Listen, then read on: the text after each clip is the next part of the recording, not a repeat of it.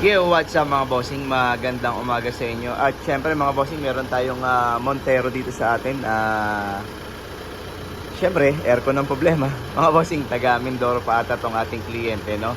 Ang issue nila ay, yun nga, nahihilaw ang lamig, lalo na pag matagal nang ginagamit yung unit, no? So meron naman siyang reading, may lamig naman siya ngayon, pero hindi siya ganun kakomportable lamig. Dahil ang reading niya ngayon ay nasa 10, 20, parang 23 lang. Kung napakaganda ng lamig nito sa loob, ayos to, wala dapat problema to. High side natin ay 150. Pero ang problema, syempre, reklamo nila, mahina lamig. Hindi rin gumagana pero mahina. Ayun o. Aux pan, kita ba? Palagay ko ba, natatangay lang yun ng clutch pa natin, kaya parang umiikot pero hindi gumagana. Lamig sa loob mga bossing, testingin natin. Pagka ganito sigurong umaga meron no? Hangin yan, naka number 3. Lamig mga bossing, taas wala sa D7. Kita ba?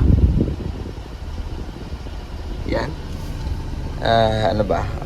Sagad natin yung thermostat nga. Ito heater naman to mga bossing, hindi naman to ventilation, hindi naman to setting ng thermostat o thermistor na tinatawag.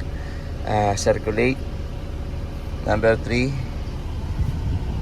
Pero ganun mahina talaga mga boss. Siguro sa umpisa lumalamig, no? Pero ngayon nasakyan. Bumaba naman ng 15. Dahil sinara natin yung ating thermostat, bumaba na ng 15. Pero syempre, pag puno ng pasahero to, hindi talaga lalamig to. So ganito, offer natin dito sa ating kliyente, mag-general cleaning. Pupull out natin lahat ng system. Dalawang evaporator, condenser, compressor. So yun ang gagawin natin dito sa ating Montero na to. Tingnan natin kung anong makikita natin at mapapalamig ba natin na mas maganda tong ating Montero. Dahil medyo malayo pa yung pinanggalingan mga bossing, no? So kailangan na mas makita natin kung ano yung dapat at maganda rito sa ating Montero na to. Okay, so yun lang. Share namin sa inyo mamaya pag na-pull out na namin lahat kung ano yung mga makikita natin dito sa ating Montero. Hindi ako marunong gumamit ng cellphone na to. Sanay tayo sa mga Android, iPhone to Hey, naka. Okay mga bossing, yun lang. Share namin sa inyo mamaya yan. Tingnan natin kung very good na makukuha natin lamig. Mga ano pa lang mga bossing, oras natin ay anong oras na ba?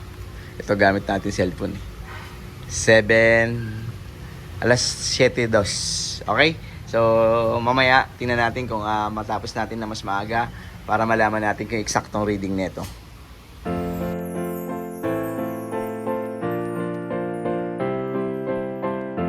Team RCS Care Car Aircon. Naiinitan mga boss at di maiwasan din na pagpawisan at mainit pa ang ulo mo.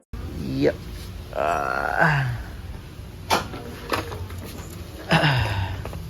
Hindi ko alam kung ano itong portion na itong mga boss Kung napatakan ba lang ng langis ng pagtanggal ng fittings or meron talaga.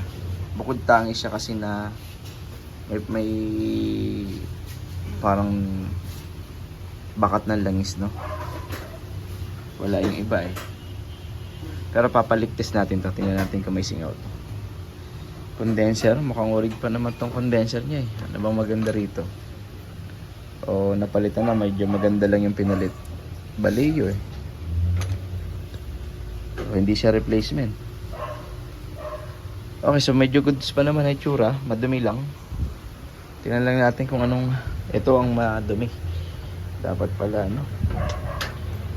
ito sobrang dumi nito. Sobrang dumi nito mga bossing. Barado na. Kailangan malinis na maganda.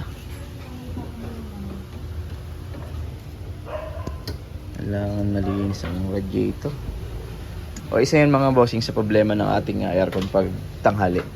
Yung ating maduming radiator, yung hindi na makatagos yung hangin sa pins. Kaya nagkakaroon ng mas matinding init. Hindi mag-overheat, no? Pero sobrang init na nung high side nung ating condenser. So ito rin, sobrang dami rin ng mga pagitan. So lahat to, iisa-isay natin para makakuha tayo ng magandang response ng lamig mamaya. Okay, mga bossing, na ibaba na natin yung evaporator sa harapan at napalitan na rin siya. Hindi siya replacement, hindi siya original, mga bossing. No? So yan yung itsura niya. Pero tingnan na lang natin kung halimbawang hindi naman natin babalik sa original. Tingnan natin kung paano linis ang gagawin natin dito. Dahil ang target natin, mga bossing, ay tanggalin yung lumang langis. Dahil hindi nga maganda pagka iba-iba ang klase ng langis na nasa system.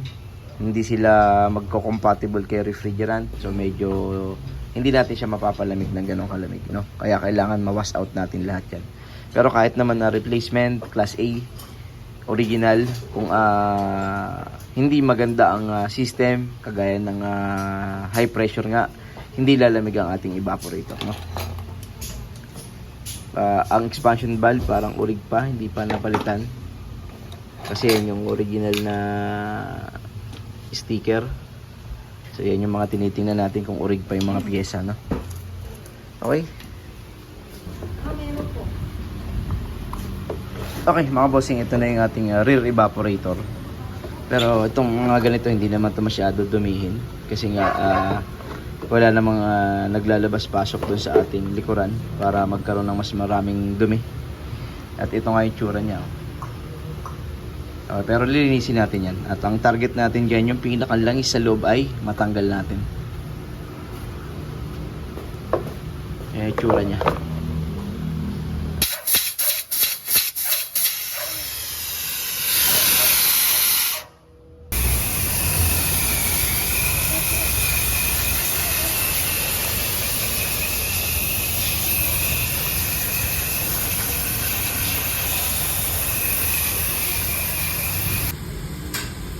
Na-flashing na natin itong ating evaporator, mga bossing. Kakabit na natin yung bagong bulb natin. Tapos ipapainal natin siya na leak test para makita natin kung may leak. Kasi may nahanap kaming pinaglabasan ng refrigerant dahil bawas din ng refrigerant yung ating aircon, no? So tingnan natin kung may makikita tayong leak dito sa ating rear evaporator.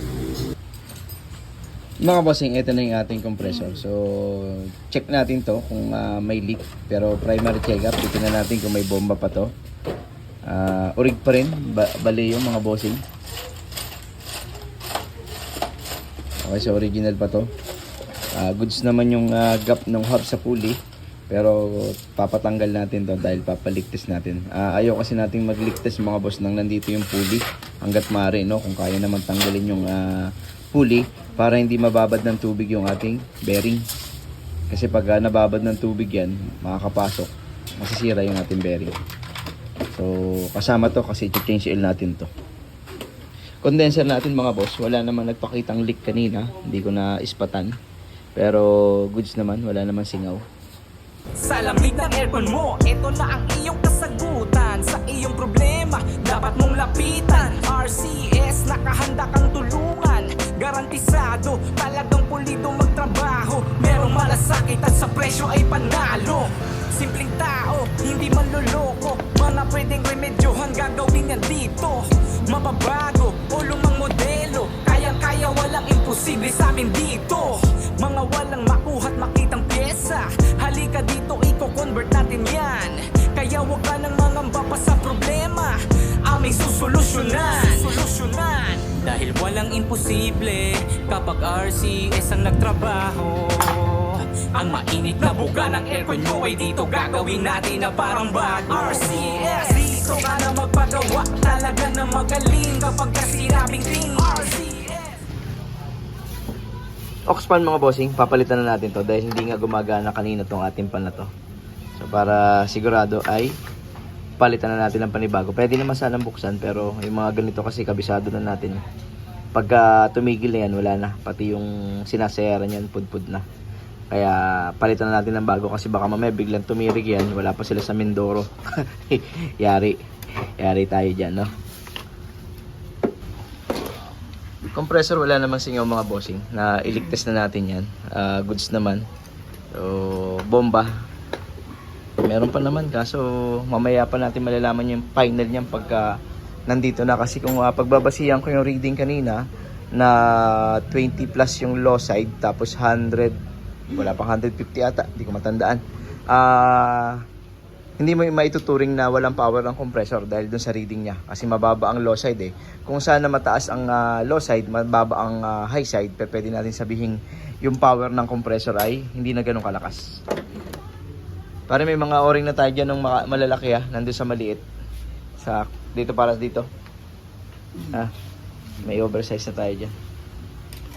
Madali na malapitan, talaga na pulido, lahat kayang gawin. RCS, talaga naman nasulit, di na muling iinit ang ulo lalamig. RCS, swabing-swabe gumawa, hindi to pumapalya, malupit ang aming team. RCS, sa wala nag-umpisa, tunay na nagsumikap hanggang sa meron na pala.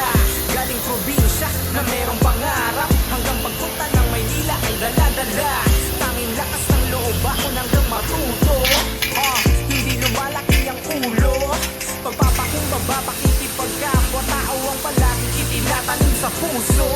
Lumalaban ang patas at di nalalamang, hindi lang hinasa ang aming kakayahan. Kaya marami nagtiwala, wala nang pagdududa, nagsisilbing biyaya sa kasamahan. Ginagamit ng tama ang bigay ng may kapal, pagsusumikap at tiyaga tanging pagdarasal. Kaya siguradong trabaho laging okay. Mga bossing, nakikabit na natin yung ating mga pyesa, condenser, dryer. Itong discharge hose lang talaga nakita namin na may leak, mga bossing, no? Nagpalit tayo ng discharge hose ng panibago. Pero yung ating radiator sa condenser na napakadumi, kahit na sabihin nyo, nagkaroon kayo ng additional na ng silicone oil dyan, kung malambot na ang silicone oil nyo or mahina na, kahit na sabihin nyo, palakasin nyo yan, kung ang condenser naman sa radiator ay barado yung mga pins, hindi po ubra yan, mga bossing, magkakaroon din ng high pressure. Ang effective na trabaho kay clutch pan, linisin din yung condenser sa kay radiator. Kaso ang problema, hindi pa pwedeng dito lang nagbubuga sa condenser. Pinupull out talaga dapat ang condenser para yung radiator malinis ng mas maganda. Kasi lahat ng dumi ng ating condenser, kung hindi nyo tatanggalin, kay radiator lang din yan tatama. Okay, so kaya dapat talaga pag nagpa general cleaning, pull out, or kaya naman yung edad ng unit, kasi nga ang edad ng unit natin 2015 ata to. So may mga 10 taon na hindi pa nababaklas yung ating condenser, ganun kadumi. O kaya check nyo lang, mga bossing, ang sikreto ng aircon lagi, ang sinasabi natin ay nandito kay condenser. Tsaka yan yung radiator na yan, mga pan. Siyempre, pagka tumigil ang pan, mahina ang clutch pan, yan yung mga problema ng aircon sa tanghali. At magkakaroon ng trouble yung ating compressor, kagaya nitong ating nangyari sa discharge hose. Okay lang yung hose, kung sisingaw sa hose, paano kung yung compressor ang bumigay? No? So medyo kalaban yun, tsaka mas gastos yun, mga bossing. Okay, so leak test na lang, tapos obserbahan namin, kakarga kami ng refrigerant. Pero ang problema, mga bossing, ay umambon kanina, pero nagpakita naman ng konti. Sana sumikat ng todo, kasi nga ang kalaban natin dito ay pag malamig, hindi natin makukuha ng reading na maganda. Tapos, hindi naman kapitbahay lang natin tong ating customer. Mindoro pa do galing. So, syempre, ang hirap kung magkakaroon ng error pag nasa kanila na yung unit. Kaya hanggat maaari, makuha natin ng magandang reading, sakto, para dito pa lang makorek na natin kung may kailangan pang gawin. Eto na, mga bossing, nag-load na tayo ng refrigerant. Ang reading ng low side natin ay 10, 20, mga 22. Tapos ang high side natin ay walang 150. So tingnan natin yung kanina, no? Kasi yung reading kanina halos parehas din yung reading ngayon no? Kung maaalala ko, bagamat nandiyan naman yan sa ating unang video, pero halos parang ganun. Pero ang pinagkaiba ngayon, titingnan natin yung lamig na makukuha based sa reading. Kasi kanina hindi to gumagana ng fan, so napagana na natin dahil pinalitan natin ng bago yan. Tingnan natin ngayon kung anong lamig meron sa loob. So, kulang pa naman ng refrigerant. Nag-base pa rin tayo sa grams o sa kilo natin. Pero tingnan natin kung meron ng lamig sa loob. Ang panahon, medyo malamig pa rin, mga bossing, kasi nga hindi umaraw. Pero ngayon, ang ating may radyo. Patay ang volume ng radyo natin. Ito yung reading natin, ay itong lamig naman na nakuha natin ngayon ay nasa 10 degrees Celsius. Kita ba? Talaga ako marunong gumamit itong iPhone na to Niloloko ako 10 degrees Celsius, mga bossing. So kabila, meron ako nilagay kabilaan, nasa 10. So malayo ngayon sa nakuha nating lamig, no? siguro tingnan natin kung nakasara din tong heater eh. Pero para sa akin mga bossing ito kasing heater na to, pagka po kasi inangat niyan, syempre mag-o-open yung ventilation ng heater. So kung talagang gusto nyo malamig yan, dapat nakasara yan. Kung kayo nalalamig yan, sa kanyo lang iaangat yan. Sabi natin hindi ko kaya yung lamig, so adjust ako konti. Hindi na ganun kalamig ang ilalabas ng hangin mo dito sa louver mo dahil nagmi-mix na yung lamig sa kayong mainit na hangin na pwedeng dumadaan kay heater. Okay? So kaya kailangan nakasara lang yan. Pero pag kulay blue lahat yan, ibig sabihin ay setting yan ng ating thermistor o ng ating thermostat.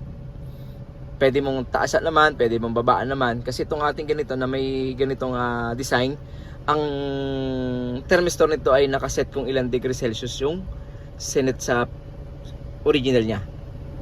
So ngayon kung hindi ito mag-automatic sa 10 degree Celsius, ibig sabihin mas mababa pa ron yung hinihinging setting ng ating thermistor bago siya mag-cut off. Okay, at yun ang aantayin natin mga bossing. O obserbahan lang natin dahil nagkakarga pa tayo ng refrigerant. Mamaya tingnan natin kung ano pa yung makukuha nating lamig pag na fully charge na natin yung ating refrigerant. Okay.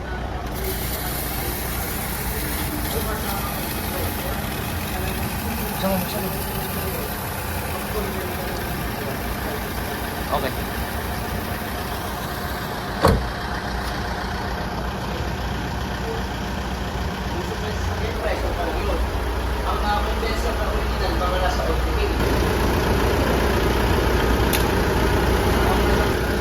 Ito na mga bossing ang final reading natin. 21 ang low side, ang high side natin ay 165. Tingnan natin yung lamig sa loob. Nag-automatic na rin naman eh. Yeah. Nag-automatic sa mga bossing, mga nasa 9 degrees Celsius. Pero ngayon, nasa 10 ang lamig pa rin niya. Oh. Pero mas malamig na ngayon. No? Mas malamig na ngayon. Pag nag-off kasi mga ilang segundo bago mag-on, tumataas siya ng 10 degrees Celsius. Pero bumababa siya mga bossing.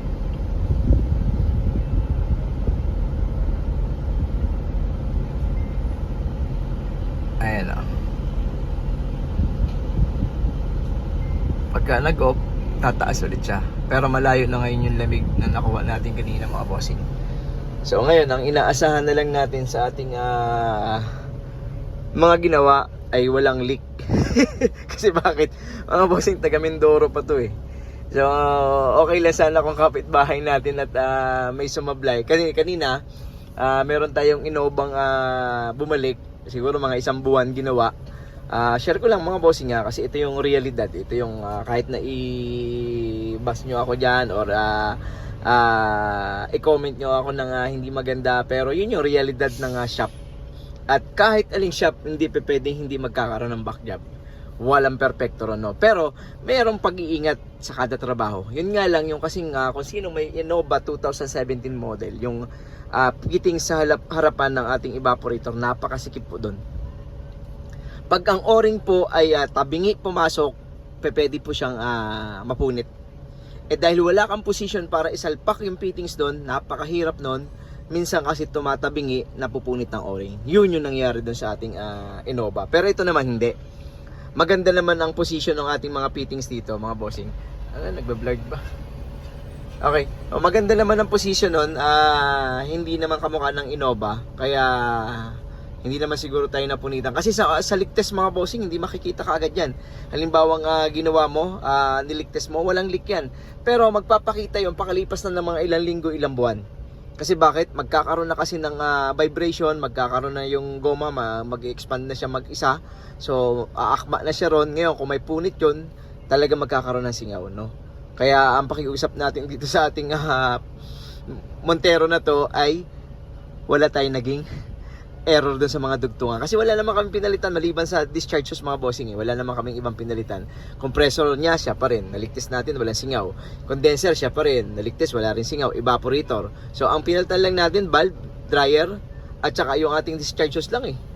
The rest, wala nang iba. No? So, yun lang ang medyo mabigat, no? At wag naman sana magkaroon ng trouble yung ganun dahil ang layo, ang hirap nun mga bossing. Tsaka alam mo yung napakabigat na, yun nga, yung lagi kong dala-dala. Yung tiwala na napakalaki, tapos magkakaroon ng error, ang sakit, ang hirap nun mga bossing. Maniwala kayo sa akin. So, kaya dito sa atin, iniingatan natin hanggat maaari, pinapaalalahanan natin yung mga kasama, lagi natin paulit-ulit na lang na i-double check. Huwag gagamit ng mali ang size ng o-ring. Kung ano yung sinasabing original, standard, yun ang gamitin. Kasi may mga sizes po ang mga kada sasakyan ng o-ring. May mga hindi porky pag sinabing 134A, isa na lang. Depende po sa pagkakagawa ng fittings. Kaya nga kung gusto nyo makuha ang tamang o-ring, kinakaliper yung lagayan, kakaliper mo pa rin yung o-ring na ikakabit mo. Para makuha mo lang yung magandang o-ring at eksaktong o-ring. Okay, so share lang namin sa inyo yan. Nangyayari yan sa shop. At walang shop na hindi nakakaroon ng encounter na back job, mapa-electrical, mechanical. So lahat yan, halos po meron yan, no? Pero yun nga lang, nakokorek naman po yan, nakokorek naman. So hindi naman yan laging ganon. At kung laging ganon, may sablay po sa mga gumagawa, no? O yun lang, share lang namin sa inyo mga bossing tong sila na mag-observe nito. Hirina na ako Sila na mag-observe niyan, may mga lakad pa raw sila ngayong araw. Iikot pa sila ng Banawe. So, tingnan natin, kaso ang problema nga hindi nga umaraw ng gusto. Merong konting ampun pa. Okay, ayun lang mga bossing. Share lang namin sa inyo itong ating Montero, general cleaning, palit valve sa dryer. Okay?